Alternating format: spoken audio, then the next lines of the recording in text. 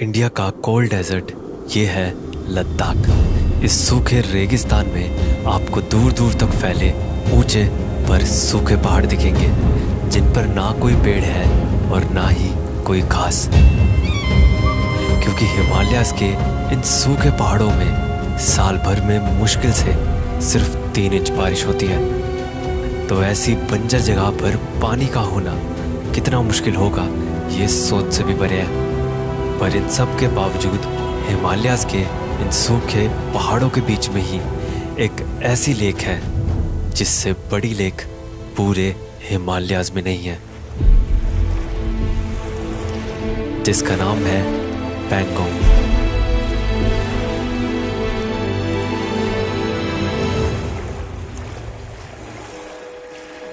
13,000 feet की height पर पहाड़ों के बीच में बसी ये समंदर जैसी लेक इतनी बड़ी है कि इतनी दूरी में तो आप मुंबई से पुणे तक पहुंच जाएंगे, पर ये लेक तब भी ख़त्म नहीं होगी, क्योंकि ये लेक 160 किलोमीटर लंबी है और इसकी ये लंबाई ही इसे इतना खास बनाती है।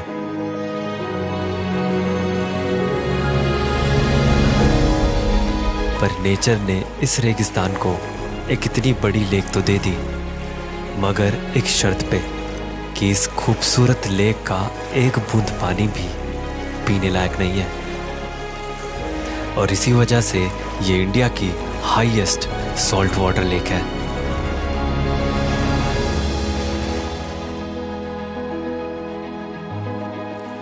तो अभी मेरे पीछे है the legendary Pangong lake. Legendary मतलब ये सच में एक लेजेंड है यार, क्योंकि इतने कोल्ड डेजर्ट में मतलब पूरा सूखा एरिया, वहाँ पे एक इतनी बड़ी लेक का होना, 160 किलोमीटर लंबी लेक का होना, मतलब पैंगोंग लेक सिर्फ लेक नहीं है बल्कि अपने आप में एक पूरा का पूरा ओशियन है। इतनी बड़ी लेक है कि इसके साथ साथ 25, 30, 40, 50 किलोमीटर आप चलते रहो, साथ साथ इतने सारे विलेज आते रहेंगे, इतनी सारी सीनरीज बदलती रहेगी, पर लेक हमेशा रहेगी। और ये तो बस इसका 30-40% पार्ट है जो हम देख पा रहे हैं यहाँ से इंडिया में, क्योंकि ये तो इतनी बड़ी लेक है कि इसे पूरे 2 देश लग रहे हैं संभालने के लिए। पूरे ब्राउन लैंडस्केप पे ये ब्लू पानी बहुत खूबसूरत है। ऊपर से देखकर पता चलता है कि ये खूबसूरत लेक कितना दूर तक फैली है। ईस्ट लद्दाख की कराकोरम रेंज से शुरू होकर ये जाती है वेस्ट तिब्बत तक, और इस पूरे सफ़र में इसके कई बार नाम भी बदलते हैं, जिसमें से भारत की तरफ की लेक को पैंगोंग कहा जाता है, वहीं तिब्बत में इसे सोन्याक और रुमसो जैसे नाम से जाना जाता है। पर पैंगोंग लेक के साथ जो विलेजेस हैं वो इसकी खूबसूरती को और भी बढ़ा देते हैं।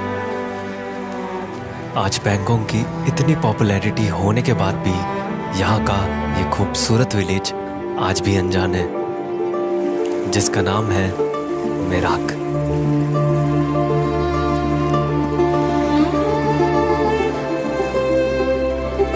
इस छोटे से विलेज में कुछ गिने चुने घर ही हैं, जिनके पीछे खड़ी ये बेहद ऊंची और बर्फ से ढकी पहाड़ियाँ ही इसकी पहचान है, जिसकी वजह से यहाँ का हर एक नज़ारा खूबसूरत लगने लगता है। और लेक होने की वजह से यहाँ ग्रीनरी भी है, जो इन सूखे पहाड़ों में एक अलग ही जान डाल देती है।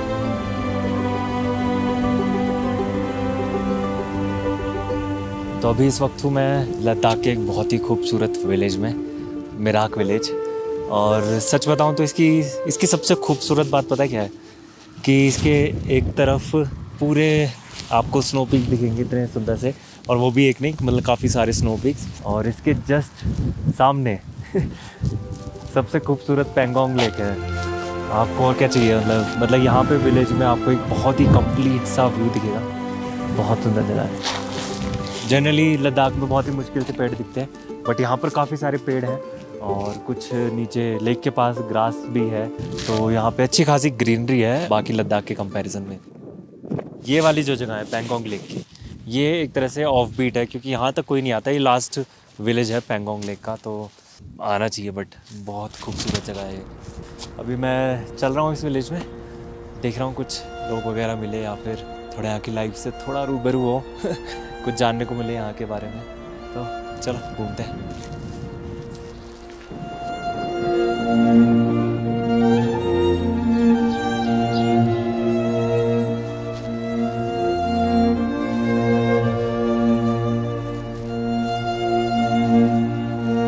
तो मेराक में यहाँ पे थोड़ी थोड़ी दूर पे कुछ इस तरह के मड हाउसेस बने हुए हैं, और बनने की वजह तो आपको पता ही है कि ये पूरा कोल्ड डेजर्ट है और मिट्टी बहुत ज़्यादा तादाद में अवेलेबल है, इसलिए सारा घर मिट्टी से और थोड़ी सी लकड़ी के खिड़की दरवाजे बनाए हुए हैं इन लोगों ने। और ये बहुत अच्छे से गर्म भी रहता है, क्योंकि यहाँ पे अभी आप देख रहे हो जैसे कितनी तेज़ हवा चल रही है, और ये तो गर्मियों की हवा है जो कि वो भी इतनी खतरनाक है, इतनी ज़्यादा ठंडी है। तो सर्दियों में क्या हाल होता होगा। तो इसलिए इसमें अच्छे से वो इंसुलेटेड रहे मिट्टी के घरों में, इसलिए इसकी इतनी मोटी मोटी दीवारें बनाई जाती है मिट्टी की। और ऊपर कुछ इन्होंने झाड़ियाँ वगाड़ियाँ लगा रखी है ऊपर छत पे इंसुलेट करने के लिए थोड़ा और ठीक इस घर के पीछे इतना बढ़िया खूबसूरत नज़ारा है, पर ठंडा बहुत है यहाँ पे। मेराक की एक ख़ास बात ये भी है कि यहाँ पर लेक के पास एक बहुत ही यूनिक बीच है। पैंगोंग लेक के बीचों बीच एक रास्ता जाता है रेत से बना, जिसके दोनों तरफ है पानी, जो कि बहुत सुंदर लगता है।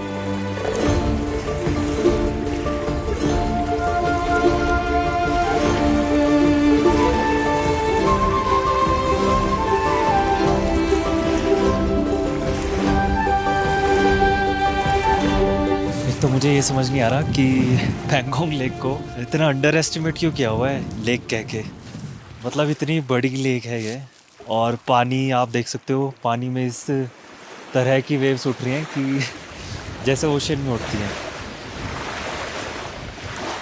और कौन सी लेक में बीच होता है मतलब इतनी सारी खूबियाँ हैं इसमें, और इसे लेक कहा जाता है। मतलब ये तो पूरा ओशियन है यार कसम से, या तो ओशियन लेक है ये, या फिर ये ओशियन है, सिर्फ लेक तो नहीं है। इन लहरों को देखते देखते कब रात हो गई पता ही नहीं चला, और तारों से भरी रात के बाद सुबह की रोशनी में ये पहाड़ सोने जैसे लगने लगते हैं।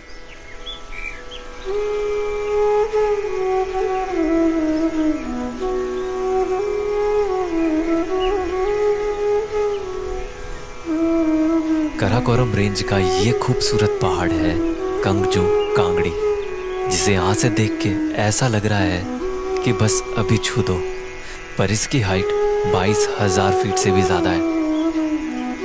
वहीं पहाड़ों की दूसरी तरफ जब मैंने लेक की साइड देखा, वाह,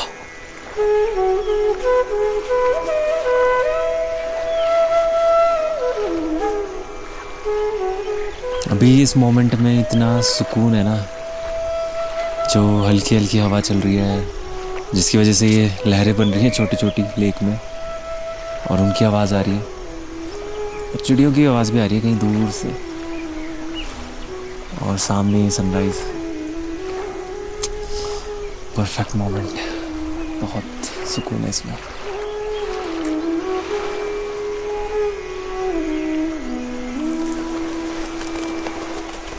लेक से दूर जब मैं गांव की तरफ चला तो एक बड़ी कमाल की चीज़ दिखी।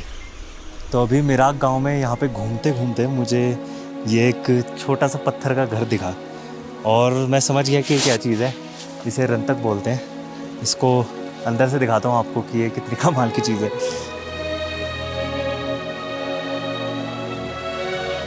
जुले, ये आप तो अभी क्या कर रहे हैं? ये क्या कर रहे हैं आप? सत्तू है, सत्तू बना रहे हैं। आपके खेत से है ये वाला? खेत से है, खेत से। तो ये है रंतक, जो कि एक तरह की नेचुरल चक्की है जो चलती है पानी से, जिसे चलाने के लिए ग्लेशियर से आती पानी की धारा को डाइवर्ट कर दिया जाता है इस पत्थर के घर की ओर। फिर जब पानी नीचे लगी टरबाइन को ज़ोर से घुमाता है तो उससे जुड़ा ये पत्थर भी घूमने लगता है।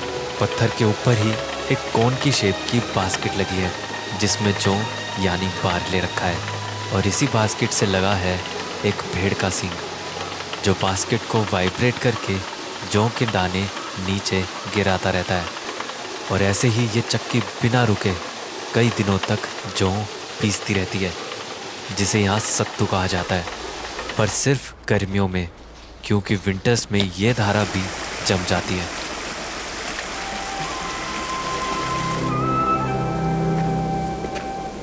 गांव में कुछ दूर और चलकर आता है एक हिल टॉप, जिस पर बनी है मिराक मोनेस्ट्री।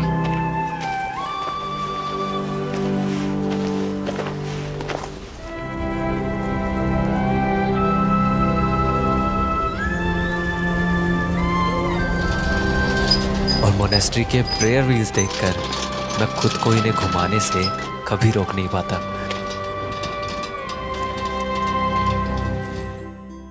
खैर, मिराक जैसी रिमोट जगह में मुझे मोनेस्ट्री मिलने की उम्मीद तो थी, पर जिसकी उम्मीद नहीं थी वो है ये स्कूल। ये मिराक का एक गवर्नमेंट स्कूल है।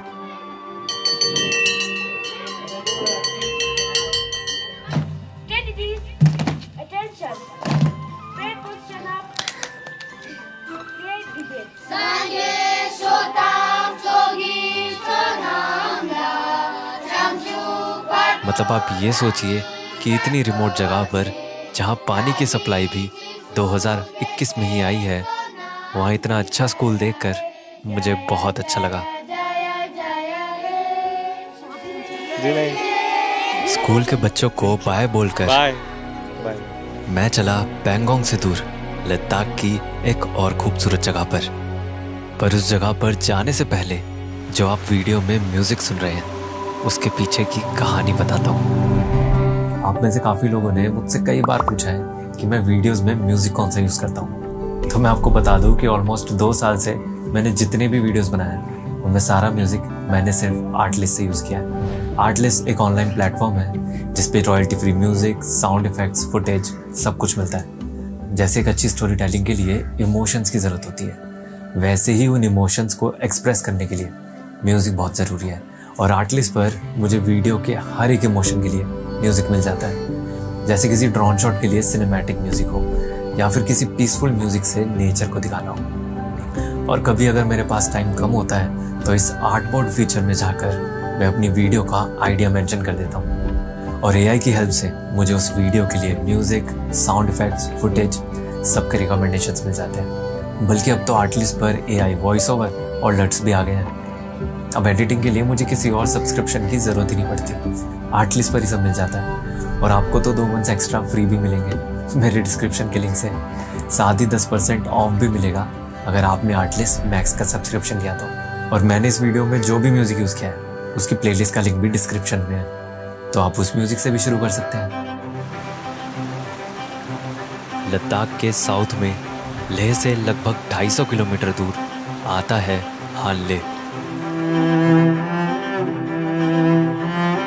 14,000 फीट की हाइट पर बसे इस विलेज में मुश्किल से 300 लोग रहते हैं। पर इतनी रिमोट और दूर दराज बसी जगह में लोग सिर्फ इस विलेज को ही देखने नहीं आते, बल्कि देखने आते हैं उस दुनिया को जो इसके आसमान में छुपी है।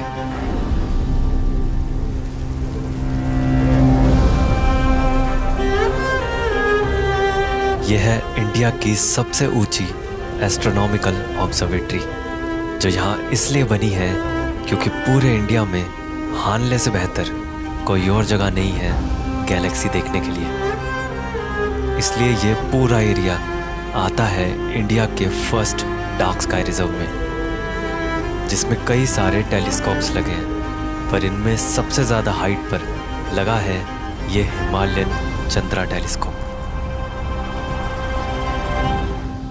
तो ये जो बड़ा सा डोम आप देख रहे हैं, ये वाला टेलीस्कोप कंट्रोल हो रहा है 3000 किलोमीटर दूर बेंगलोर से। सारा डाटा इसरो में जाता है और इसरो इस डाटा को पे रिसर्च करते हैं, क्योंकि यहाँ पे कोई ऐसे फैसिलिटीज़ नहीं आप बना सकते जिस पे आप इतना बड़ा स्पेस सेंटर बनाएं कि आप रिसर्च कर सकें। दूसरी खास बात इस जगह की ये है कि ये एक कोल्ड डेजर्ट है। तो कोल्ड डेजर्ट है, डेजर्ट का मतलब कि यहाँ पे ज़्यादातर टाइम धूप रहती है, यहाँ पे बारिश बहुत कम होती है। जब साफ़ वेदर होगा, जब साफ़ स्काई होगा तो अच्छे से देख सकेंगे, रिसर्च कर सकेंगे स्काई में उस दूसरी दुनिया को, पूरा यूनिवर्स जो इतना है हमारे सामने, जो हमें दिखता नहीं है सिटीज़ में या शहरों में, वो हम इसमें देख सकते हैं यहाँ पर आके। और सबसे अच्छी बात यह है कि इस टेलीस्कोप को अंदर से भी देख सकते हैं।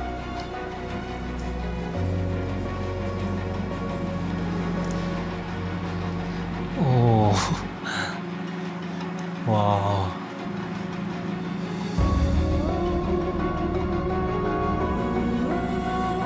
कितना बड़ा, मतलब इस एरिया में आके लग रहा है ऐसा कि स्पेस स्टेशन में आ गया हो जैसे मैं, सच में। और अभी टेलीस्कोप शेड में है, और वो शेड रात के टाइम खुलता है और जब रात हो जाती है तो टेलीस्कोप बाहर निकलता है, सारा मैकेनिकल प्रोसीजर के थ्रू, और सब रिकॉर्ड करता है। और उस टाइम पे किसी को अंदर अलाउ नहीं किया जाता।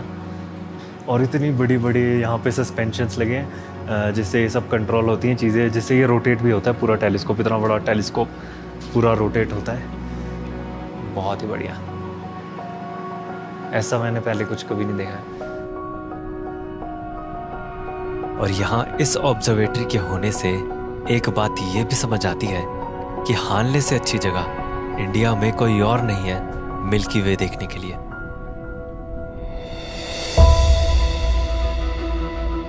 अभी इतना अच्छा मिल्की वे दिख रहा है ना मुझे यहाँ से, क्योंकि यहाँ पे जहाँ पे भी मैं हूँ वो कम्प्लीटली अंधेरे में है जगह, तभी थोड़ा मिल्की वे इजीली दिख रहा है। बट मैं ऐसे बोलते हुए दिखाऊं कैसे कि मैं, मतलब पीछे मेरे मिल्की वे है। वीडियो बना के दिखाना मिल्की वे को मुश्किल है अभी तक ऐसी कोई टेक्नोलॉजी नहीं आई है, तो मैं बस फ़ोटोज़ ले रहा हूँ जिससे आप लोगों को आइडिया लग सके कि वो कितना सुंदर लग सकता है। और ऐसा नहीं है कि सिर्फ फ़ोटोज़ में ऐसा दिख रहा है, वो आपको नेकेड आई से काफ़ी ज़्यादा क्लियर दिखेगा।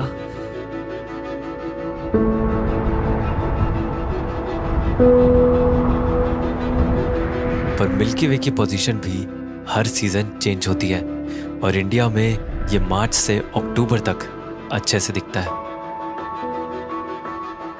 पर हानले में सिर्फ मिल्की वे ही नहीं, बल्कि कई बार अरोरा लाइट्स भी देखी गई हैं, जो कि अक्सर अर्थ के पोल्स पर दिखती हैं, और पिछले 1 साल में ये 3 बार दिखी गई हैं। लद्दाख के आसमान में जितने राज छुपे हैं, उतने ही छुपे हैं इसकी जमीन के नीचे भी, क्योंकि लद्दाख की इस जगह में जमीन से निकलता है उबलता हुआ पानी। यह है चुमाथंग हॉट स्प्रिंग। इतना तेज़ गर्म पानी है, जैसे कि आप देख सकते हैं कैसे उबाल उठ रहा है इसमें पूरा, जैसे हम दूध या पानी वानी भी उबालते जैसे घर पे, तो पूरी तरह से पानी उबल रहा है एकदम अच्छे से। इतना ज़्यादा गर्म टेम्परेचर है, और मैं इसे बस ऐसे करके टच कर सकता हूँ, बस इतना ज़्यादा तेज़ है, वरना तो हाथ जल जाएगा। तो एक और हॉट स्प्रिंग है जिसमें से गर्म पानी निकल रहा है, और इसकी आवाज़ सुनाई दे रही होगी आपको, इतना तेज़ गर्म पानी इसके अंदर से निकल रहा है। जब ये पानी निकल रहा है और इसके ऊपर जो पत्थर रखे हैं, तो वो पत्थर पूरे काँप रहे हैं, हिल रहे हैं, उसकी वजह से जो पानी का प्रेशर है, इतनी तेज़ पानी निकल रहा है यहाँ से। ज़मीन से ये गर्म पानी जियोथर्मल एक्टिविटी की वजह से निकलता है, जो पूरी तरह से नेचर का कमाल है। लद्दाख में नेचर खुद को बहुत अनोखे तरीके से पेश करती है, चाहे सूखे पहाड़ों में खूबसूरत लेक हो या तारों से भरा आसमान हो। यह महसूस होता है कि अभी कितना कुछ देखना बाकी है। यहाँ की ये खुली दूर तक फैली वादियाँ एहसास कराती है इस बात का कि इस पूरी दुनिया का हम एक महज छोटा सा हिस्सा हैं। यहाँ के इस बड़े खुले आसमान में वो सब बड़ी लगने वाली परेशानियाँ बहुत छोटी लगती हैं। शहर में बड़ा बनने का एहसास भी वो सुकून नहीं दे सकता जो यहाँ इन पहाड़ों में आपको छोटा बन के महसूस होगा, क्योंकि असल में शहर में हमारी परेशानियां बड़ी नहीं है, बल्कि हमारी बनाई दुनिया बहुत छोटी है।